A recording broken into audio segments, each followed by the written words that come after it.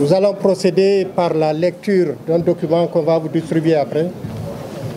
Et après, le président Souleymane va prendre la parole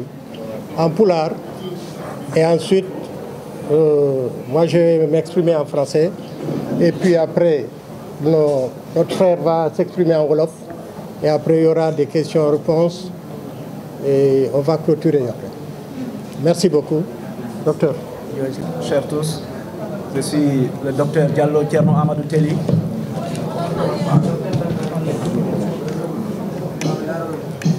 Encore une fois, merci. Bonsoir, chers tous. Je suis docteur Diallo Thierno Amadou Telly, le premier secrétaire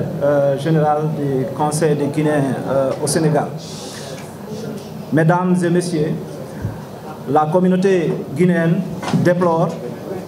les événements qui ont perturbé la quiétude sociale au Sénégal et nous présentons ses condoléances aux familles des victimes et au peuple sénégalais.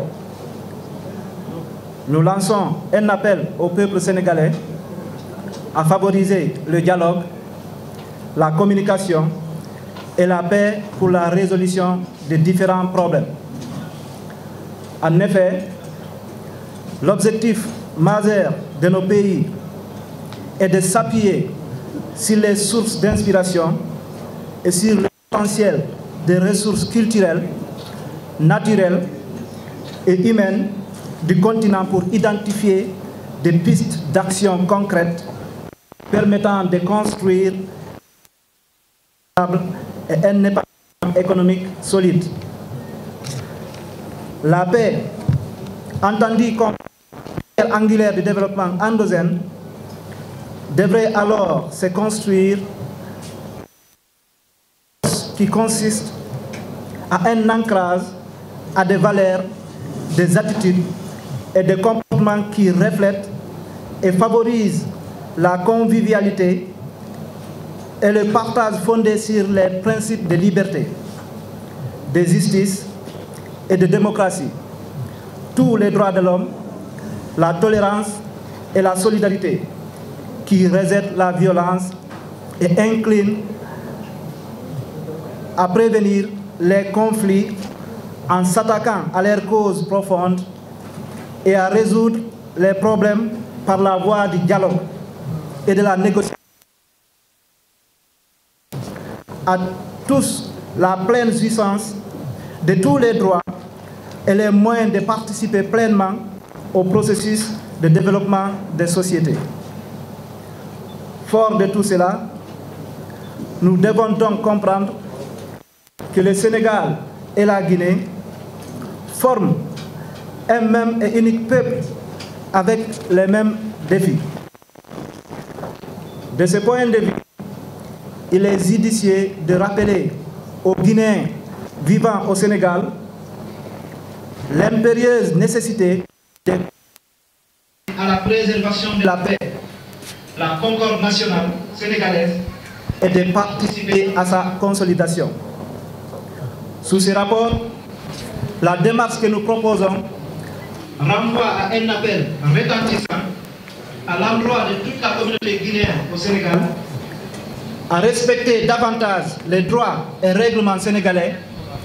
mais aussi d'éviter de participer aux manifestations politiques. Par ailleurs, il faudra chercher des pistes d'échange et de dialogue pour une résolution heureuse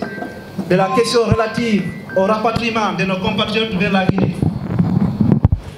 Nous leur rappellerons la nécessité de procéder au plus vite à leur enrôlement auprès de notre consulat pour la confection des cartes consulaires. Nous sollicitons l'indulgence des autorités sénégalaises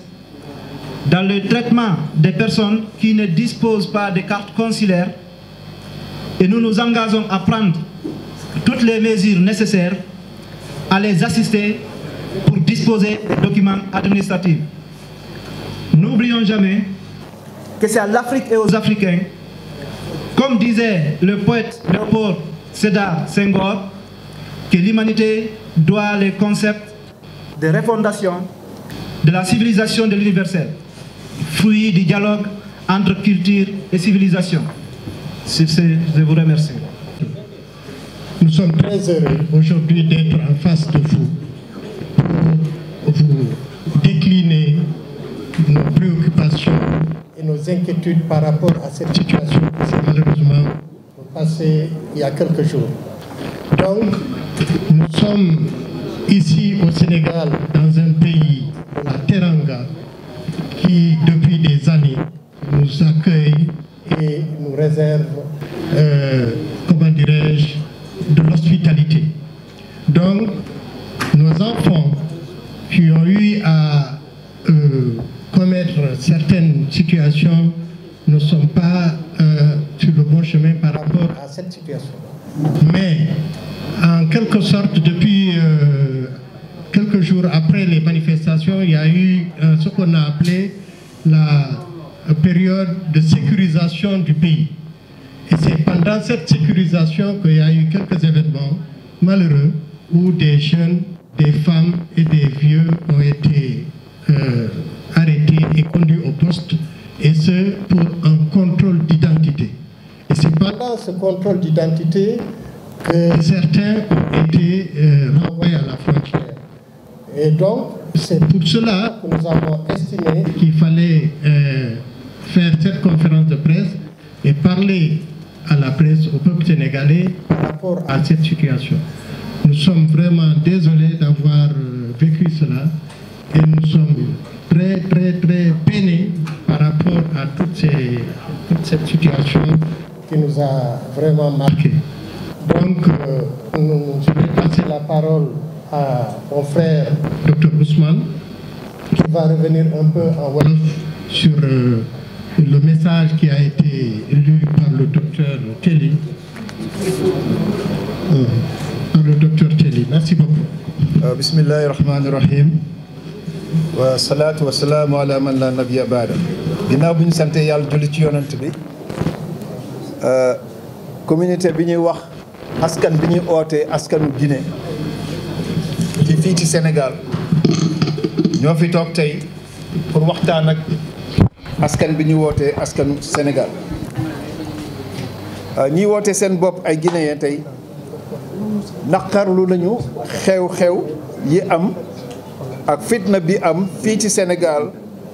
te daal di jébbal seen njaal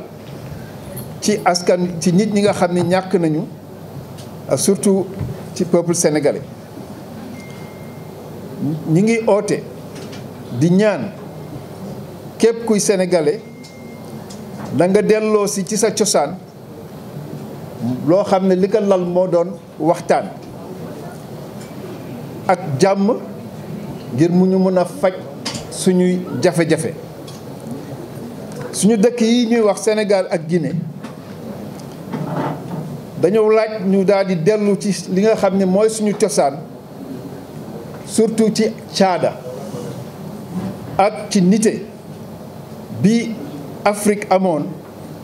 pour mun a génnee ay yoon yu dëggu yu nu mën a may ñu tabax jàmm guy yàgg. jàmm nag ku ko dégg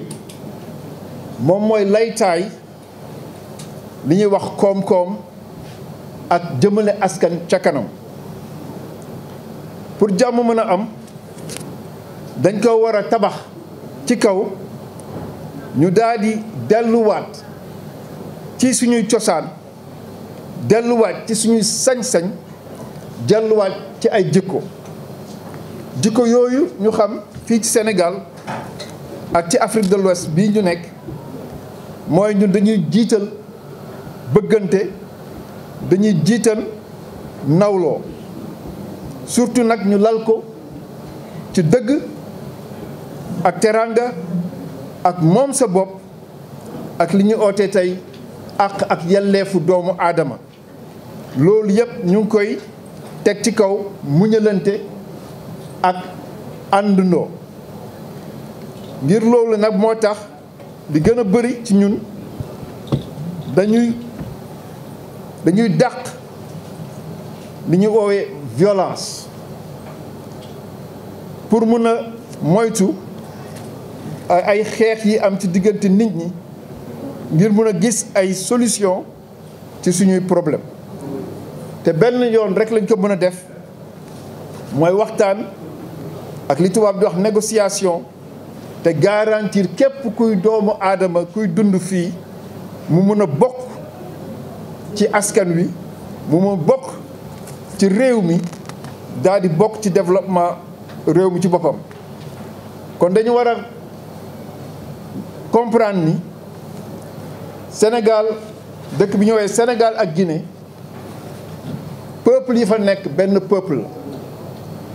pour clarifier mu leer ci boppu askan wi suñu delloo suñu cosaan kooku nekkul ci déclaration ba man maa ko ci yokk su ñoo leen déggee li ñu wax réew Denianko ki ñu wax Koli Tengela Ba Fouta Djallon lu jóge ñëw Sénégal taxawal fi réew Denianko El Hadj Omar Foutiou Tall bi mu demee Fouta la ñëw toog suñuy maam daggal ko ab suuf fële ca Dingiraay Thierno Souleymane Baal Fouta la ñëwoon toog fa pour jàng nan la révolution islamique amee kon nag ñaari askan wi ñuy wax muy li tubaab bi tuddee ab sénégalais ak li tubaab bi tuddee ak guinéen benn askan la mënuñu leen xàjjale kon nag ñu wax suñu mbokk yi ñi nekk ay guinéen maanaam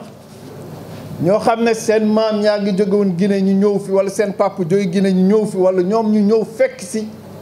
dëkk bii ñuy wax Sénégal te nekkuñu ay sénégalais parce que am na ñoo xam ne ay ressortissants Fouta Djallon lañu yoo xam ne fii lañu nekk avant Sénégal di exister nañ ko bàyyi xel ñooñu xam ne ñëw nañu fii nekk fi ay gan nañu xam ni waratuñoo dugg ci problème politique réew mi waaye pël Fuuta boo xam ne fii la màggee fii la yaru nekk sénégalais bu mu ragal la taxaw revendiquer ses droits politiques ndaxte du ñu ay étranger ku mel ni man fii laa askane Sénégal gii laa juddoo Sénégal gii laa màggee sénégalais la donte ne samay maamaati maam ñoo jógoon Fouta Djallon ci jamono jooju ma doon wax sànq ngeen baal ma entre parenthèse pour mu leer ci bopp nit ñi. donc ñu ngi wax ni dañu laaj tey jii nañu trouver ay solution maanaam dialogue na dellu si que nit ñi mën a respecter les lois et les règlements du pays ñu ngi ñaan muy kujje gi nañu delloo si fii toog waxtaan gis ay solution yu mën a yóbbu réew mi kanam ndaxte fitna bi kenn bugg ko pour nag ñi ñuy ootee guinéen ñu ngi leen di ñaan di leen fàttali donte ne ci CEDEAO lañ nekk buy garantir liberté de voyage entre les deux pays di garantir nit koo xam ne jóge na ci espace CEDEAO ñëw ci benn dëkk mën na faa toog sans pour autant ñu koy laaj ay carte de séjour loolu ci loi et règlement CEDEAO la waaye nag ñu ngi leen di ñaat rek pour ambassade bi mën a xam ñañ ñoo fi ne nañ dem inscrire am seen carte consulaire pour autorité sénégalaise nañu comprendre ni fi Sénégal toll kenn warut a nangu ñu dugal ko ci guuta commencé par ñoom ñi yore nguur gi nañu toppatoo nit ñi respecter seen àq ak seen yelleef parce que li ñu def ay jigéen fekk leen ci seen i kër ñu ngi yore seen i doom di nàmpal jël ñu mool ni 148 personnes taxañ leen yóbbu leen frontière Kédougou sànni leen foofu amul kenn ku leen di toppatoo loolu dafa ëpp nañu bañ a utiliser nag ñu ngi leen di ñaan ñu bañ a utiliser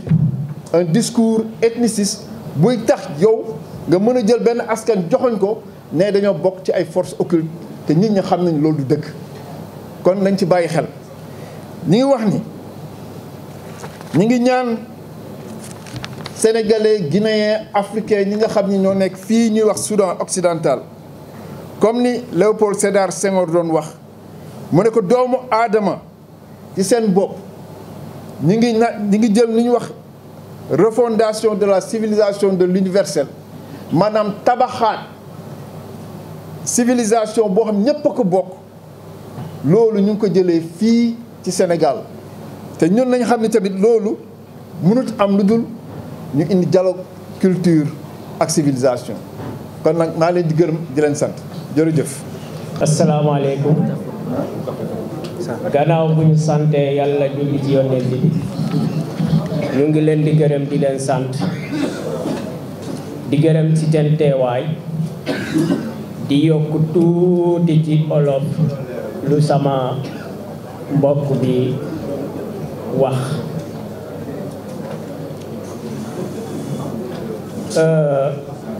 ñun ñi nga xam ne ñooy représentant la communauté guinéenne fii ci Sénégal dafa am ñetti mbir yoo xam ne dañ koy bëgg a wax tout le temps xam ngeen ñun bu suñu ambassadeur bu ñëwee fii ñun lan lañ koy njëkk ñaan pour mu defal ñu ñetti la benn bi mooy ñu dimbali ñu am carte consulaire di diir bu gàtt ak mu bañ a seer ak ñu am suñuy papier yu ñu war a soxla ci état civil ci consulaire ci consulat bi bu loolu paasee chaque fois dañ koy ñaan fu pépp guinéen fu mu nekk fii ci réew Sénégal bu amee difficulté mu ñëw wàllu ko mu jàppale ko ci li mu gën a gaaw ñetteel bi mooy bu ñëwee na xool ñun communauté sénégalo d'origine guinéenne lu ñu dundee ak communauté sénégalaise ñoom it ci ñaar état bi mooy état Guinée ak état Sénégal ñoom it nañ ko jàppee noonu ñu doxalee ko noonu ndax ñun ak yéen benn lañ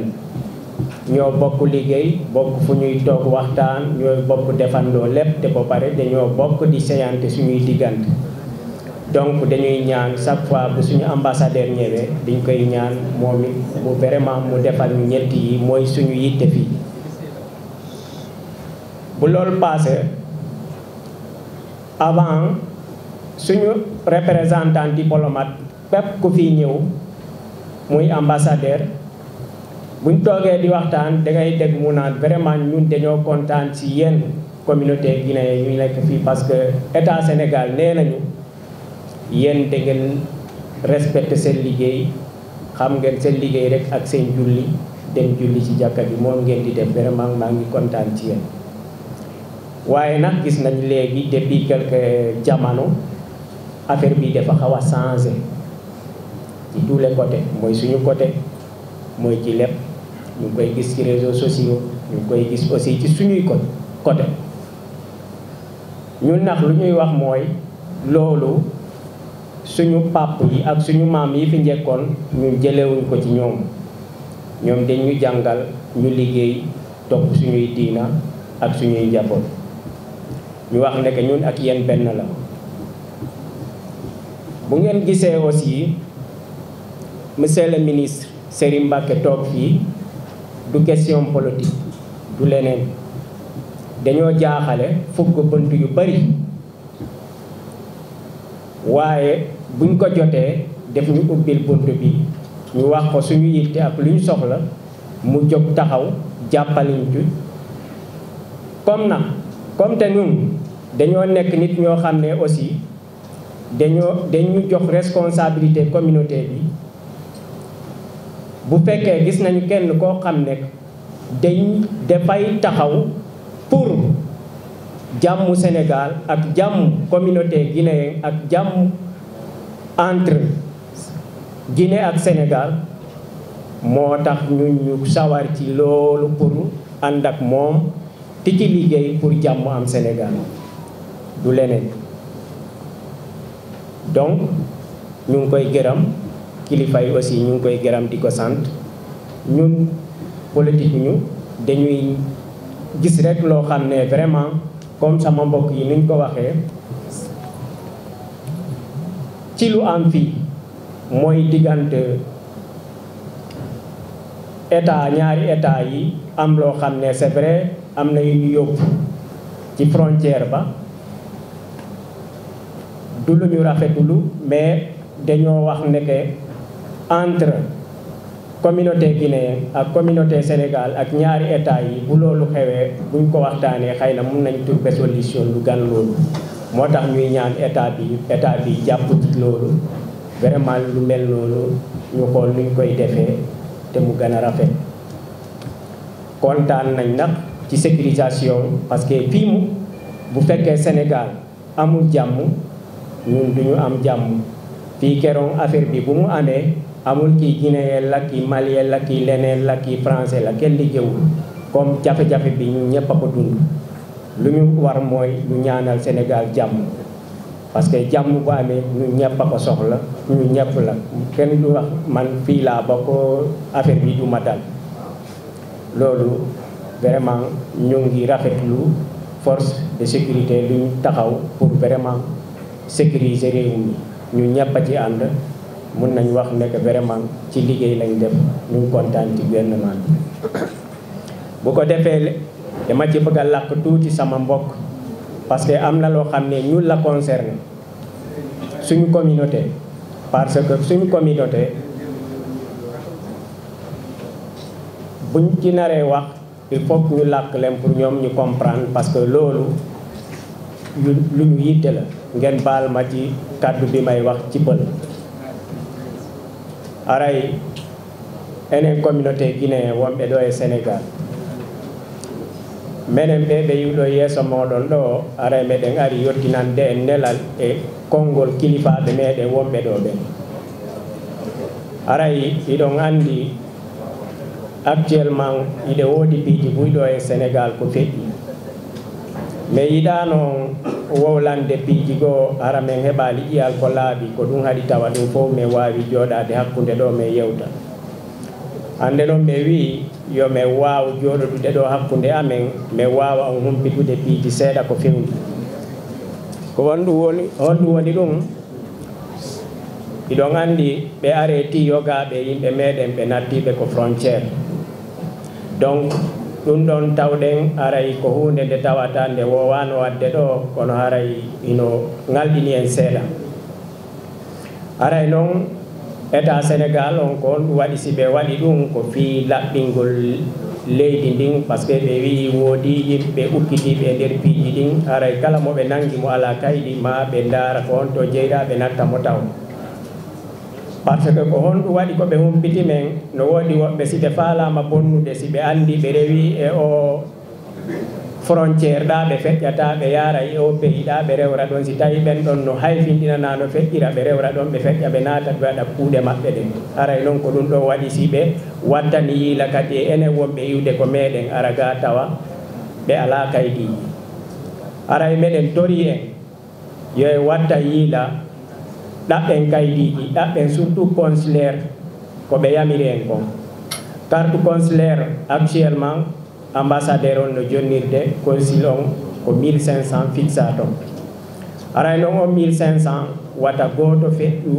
e on prix ɗon ko ɗum wona yoɓede mo kala yo yahu déposa wawa heddude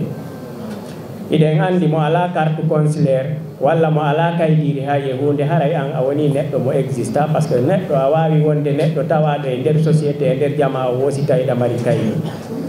aray meɗen tori ye yaw winditoɗe wawe hebde kaydiji wawe respectude loi ji waɗaɗi ɗo ni wona goɗɗo ɗaɓɓirta kaydi pour juste fi wata rance walla juste fi hunde piwum gotum ko ɗaɓɓirta kaydi ko fi so mara kaydi o wawata wonde neɗɗo tawaɗo e yimɓe ɓe haray ko nécessaire ko obligatoire goɗɗo ɗaɓɓude kaydi yo ɗaɓɓen kaydiji ɗi respecte loi ji ɗin haqqilen e yahgol e nokkeli ɗo no woodi nokkeli ko ɓe tuggi golli e ɗum noon ɓe yahay jemma e ñalorma vérifiegol ndaari to jama on toon passé ɓe holli ɗin nokkeli ɗon ɗi laaɓa aray noon ono yimɓe amen wonɓe toon ɓen ɗaɓɓe kaydiji watta no yiila so wawi heɓde nokkeli go ko déplace déplace ɗo yahon e ɗin nokkeli ɗon ɓuuri moƴƴude e meɗen moƴƴi e moɗon e meɗen en aray ƴetto en kaydiji ɗin état meɗen représentant maɓɓe diplomate wonɓe ɗo ɓe giɓe état ɗe ɓe wakkilade ko ɓe wawi ko min etike yewtugol e maɓɓe min yewtidi maɓɓe ha min nanodiri ɓe wolli wonde maɓɓe waway darude ko honno ɓe décentralisirta kaydiji ɗin ara mo kala quartier ko woni ɗo wawa heɓde ɗon consulaire joni noon ɗum ɗon giɗen gollude fi muɗum giɗen tangini no gasa ko newo si newi ke aray ko ɗum faalaɗen par ce que ko hamen haton jini ko en heɓ carte consulaire en fof meɗen hara kadi satta hara kadi ino yaawi ara en tampani si feƴƴi e ɗum ɗo waajodiren fayɓe ɓen waajo mo kala waajo ɓengure muɗum nden ɗuyten piiji ɗin anden piiji ɗin joni change wona ko wonno hande woni hanki no woodi piiji ɗi wawatake yewtede e yeeso fof kono ɗon hara yiɗen andi neɗɗo fof neɗɗo si a windanama ko haqqille maɗen ɓeytata lannitoɗa wona ya wi'u a yewtete ila ko fuɗɗi ha ko gasi ko ɗum waɗi si men tori en ye watta yiila ɗuyten piiji meɗen ɗin ɗuyten haajuji ɗin iɗon andi enen ɓeygure meɗen ɗen jawle meɗen ɓiɓɓe meɗen ɓen fof ko hoore tara woni woɓɓe meɗen ko place o woni ɗon ko ɗon hoɗumne nde woni mo memi jawle meɗen ɗen kadi hatta e wawata kadi daɗude par ce que ko enen e jawle ɗen e ɓeygure nde wondi nokku ngoɗi iɗen seedi e par rapport e woɓɓe goo wonɓe ɗo wonaɓe bonnanede ara men tori kewo ye watta yiila ɗuyten naatugol ko haaju men ala wata en naatu ko haaju men ala par ce que no woodi piiji goɗi concerna e no woodi ko concerné en hiɗen anndi okkipoɗen e ɗum ɗon accen piiji goo jokken ɗaɓɓere men e ɓengure meɗen waɗen ko mawɓe men ɓen wonno ɗo ko mawɓe meɗen ko annduno ko golle ɗen e juulirde nden golla juula jannga hara enen kadi ko ɗum ɗon min wawi on torade e waw wattande yiila min neeɓi noon alertude wona e ngal fuɗɗi mais en daaray si tawi ko enen o wowlodirani e wattanta yiila ko si yeehi ha woni dernier minute fuɗɗoɗen immade faamen noon ara c'est trop tard ko ɗum ari ko carte consulaire fewno ɗo ko ɗum ari e piiji ɓuuri min yewtidi toon ɓe holli men kadi haajuji meɗen ni e piiji ko wonɗen e wadde propagande ji ɗin ɗuyten ɗum wattade yiila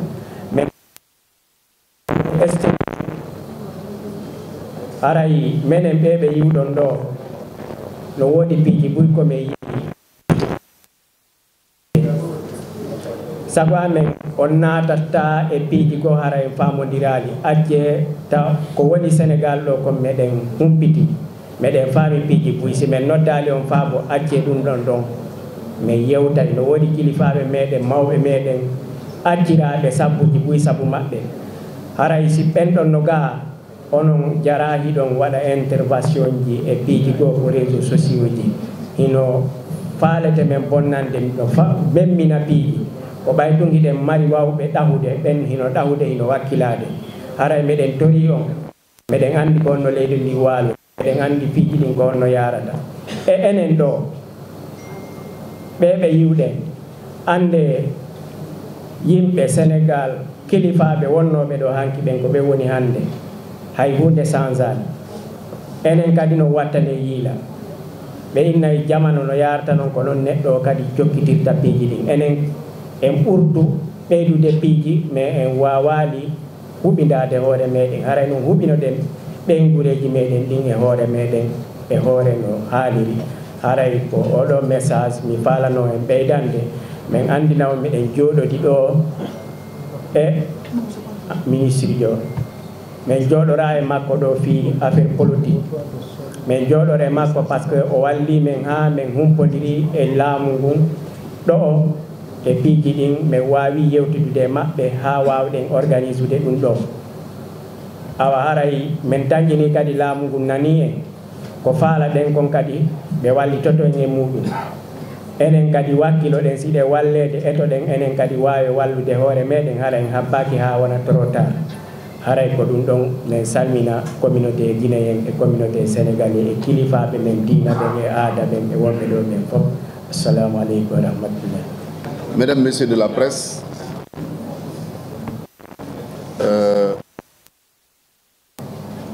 après vous avoir salué bien sûr, après avoir renforcé ce qui a été dit pour expliquer ou justifier un peu ma présence parmi vous, je voudrais revenir sur deux questions qui m'intéressent particulièrement.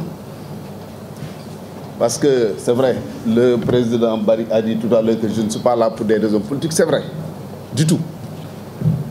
Parce que je pense que moi, ce qui me reste aujourd'hui au plan politique,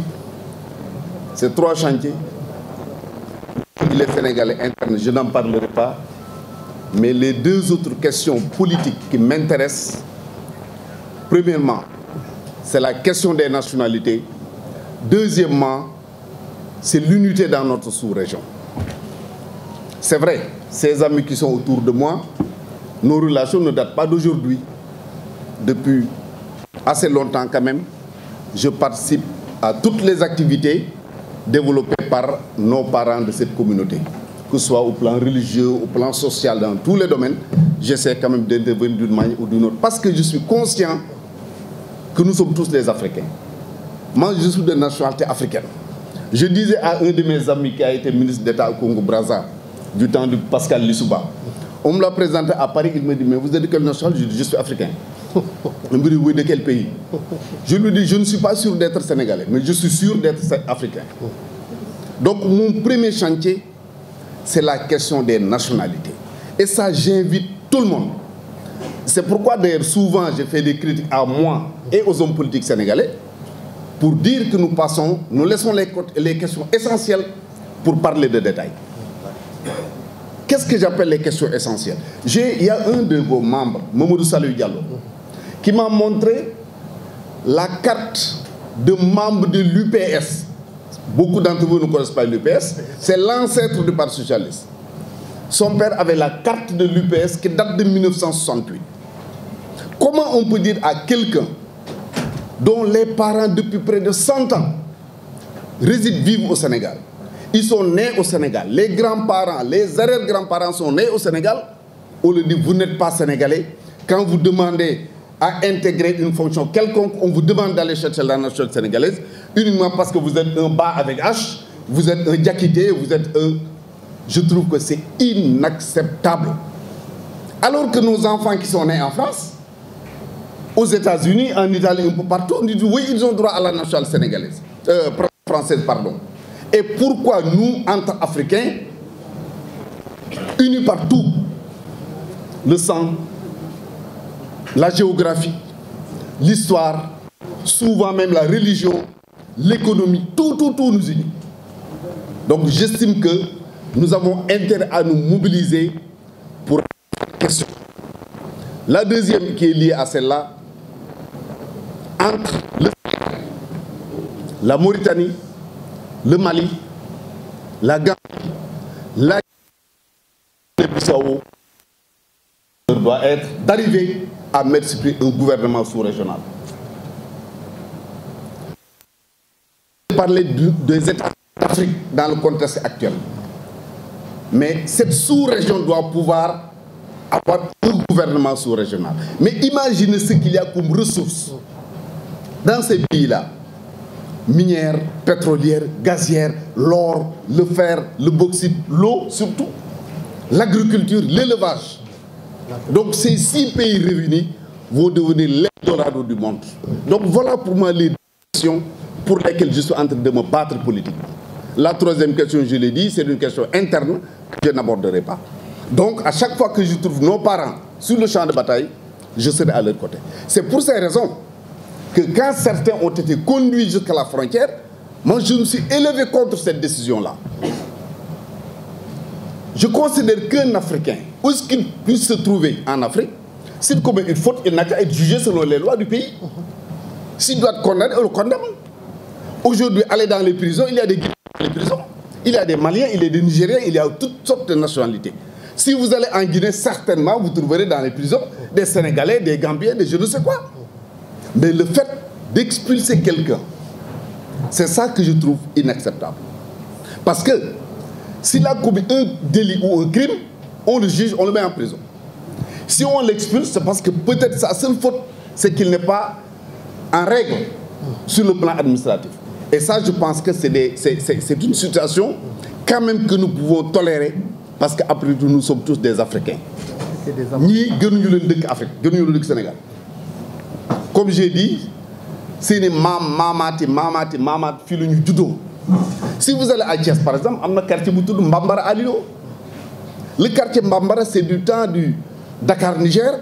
Et tous vous avez lu par exemple la grève des cheminots de 1947. C'est eux qui avaient dirigé cette grève là. dëkk Mbambara Alilo am fa ay sët am fay sëtat am fa tout. Et pourtant beaucoup d'entre eux sont d'origine malienne ou nigérienne. Donc dañu jàpp ni ñoo bokk Afrique ñoo bokk la sous-région, donc waruñu mën a def distinction entre kii sénégalais la kii malien la kii guinéen la. C'est pourquoi ma ni suñu doom yi juddoo France wala Amérique wala Italie dañuy wax ne am nañ droit ci nationalité foofu ñu juddoo. D'ailleurs am na sax jigéen ñoo xam bu ñu ba 10 dem États-Unis wala ñu dem France pour am fa doom. Alors pourquoi ñun li ñuy revendiquer suñu diggante ak européens yi ñun entre africains duñ ko revendiquer te ñoo bokk lépp suuf si ndox mi diine ji souvent mbokk gi tuutu Guinéens yi sëy ak sénégalais yi sëy ak Guinéens ainsi de suite. Donc mënuñu fexe ba du doon une même nationalité parce que olof yi ñuy wax ni benn bopp kenn du ko xar ñaar donc bii buñ ko jéem a xar. De la même manière ma wax ni juróom benn réew yi ma lim léegi xëy na man mi koy wax sax samay sët peut-être duñ ko fekke mais c'est pas important. Kwame Nkrumah yàgg na wax les États-Unis d'Afrique amagul ba léegi mais ñi ngi continuer di ci wax. D'ailleurs bokk na ci li tax CEDEAO wax nga am na ku ko cité léegi CEDEAO am. Donc nit ki da ngay samploo nga xam du pour sa njariñu bopp mais say sët ak say sëtaat ëllëg ki si biir mën nañ ci egg ba suñu réew yi nekk ay réew yu am solo. Donc loolu suñ ko bëggee il faut que ñu poser les vrais débats xeex pousse nos gouvernements les parlements les hommes d'affaires ba ñu arriver am un gouvernement sous-régional entre pays yi nga xam moom laa lim. loolu nag suñ ko bëggee ñi ci jiitu ñi war a jiitu ci combat bi c'est la presse. Malheureusement dans nos pays boo jëlee un journal fait divers la ñuy jëkkalee teg ci sport teg ci politique teg ci peut-être social soog a mujj économie c'est ça nos états. Mais vraiment j'invite la presse ñu def débat yooyu des débats essentiels di ci laaj nit ñi di ci wax nit ñi di ko organiser ay waxtaan. Parce que bokk naa ci ñi gëm ni njariñu Afrique avenir u Afrique ci loolu la nekk mais nekkul feneen. Quant à suñu frères yii seen démarche dama koy rafetlu encore une fois nekk nañ ci réew mi nekk nañ fi ak seen i mbokk situation am na wax nañu ak seen i mbokk parce que li ñu leen di jëkk a wax mooy respecter leen loi loolu ku jub moo koy def. Respecter leen loi wu réew mi ngeen nekk def leen li nga war a def ci réew mi ngeen nekk bu leen dugg ci lu ngeen warul dugg bu ñu waxee loolu ba pare nag. wax gouvernement Sénégal aussi ni ko amale yërmande ci askan wi parce que ñii ay Sénégalais lañ ko ñun donc encore une fois maa ngi leen di gërëm maa ngi leen di sant bu baax loolu rek laa ci bëggoon dolli merci. Alors c'est Adama Sy, journaliste à Seneweb. Ma question est la suivante. Quelle a été la posture des autorités étatiques guinéennes dans cette affaire? La deuxième question est est-ce que vous envisagez de rencontrer les autorités sénégalaises pour donner chance à vos compatriotes qui ont été rapatriés? Merci. Wow, c'est Madame Sy, hein, elle a parlé de la posture des autorités. Voilà, les autorités guinéennes sont très préoccupées par la situation. Ils sont en train de faire leur démarche diplomatique entre l'État et État. Et nous sommes société civile. Nous faisons notre démarche à part et l'État fait sa démarche à part. Je crois qu'ils sont très avancés par rapport à ça. Le ministre des Affaires étrangères de Guinée et celui du Sénégal sont en contact permanent. L'ambassade de Guinée et les autorités ici sont en contact permanent. Ils sont en train de travailler vraiment pour trouver une issue favorable à la question. La deuxième question. Est-ce qu'on a rencontré les autorités sénégalaises pour... Oui, nous sommes en train de travailler pour rencontrer pas seulement les autorités, mais toute la société civile. Et la preuve est là, nous sommes avec notre frère qui est avec nous depuis très longtemps. C'est une autorité, je pense que c'est évident. Donc on est sur cette lancée-là, nous travaillons vraiment pour aplanir la situation. Merci. J'aimerais savoir la question. Est-ce que cette mesure prise par les autorités sénégalaises ne vise pas à assurer la sécurité, mais aussi à prévenir tout problème d'immigration illégale. Oui, c'est Madame ou Monsieur Ndiaye? Madame Ndiaye, merci beaucoup. En effet, si vous avez constaté dans la déclaration et dans les interventions, nous avons parlé de sécurisation. Après les événements, quelques jours après, enfin aussitôt après, il y a eu des opérations de sécurisation qui se sont déroulées à travers le pays. Et c'est dans ce cadre-là qu'il y a eu certaines interpellations.